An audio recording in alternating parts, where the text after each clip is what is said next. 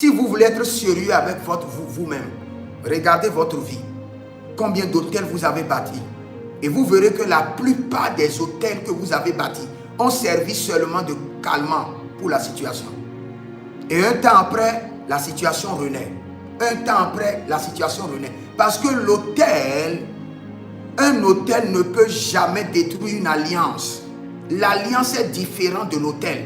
L'alliance est plus âgée, plus sophistiquée que l'hôtel. L'hôtel est juste un point de contact. Voici l'alliance. Voici Monsieur Kokou. L'hôtel se tient au milieu d'eux.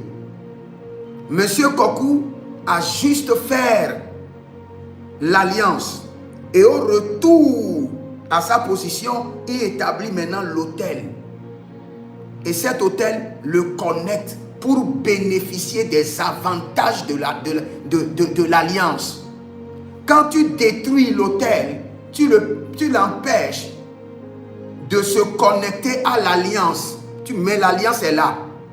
Dès qu'il trouve les moyens pour établir un autre hôtel dans un autre lieu, il se connecte encore à la base de son alliance.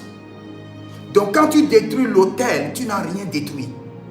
Tu n'as rien détruit.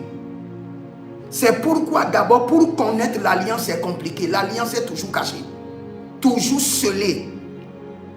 Tu peux même être un prophète et tu vas chercher à comprendre l'alliance qui alimente la vie de quelqu'un. Pourtant, tu ne sauras pas. Parce que l'alliance, c'est le mystère. C'est là la force de l'ennemi.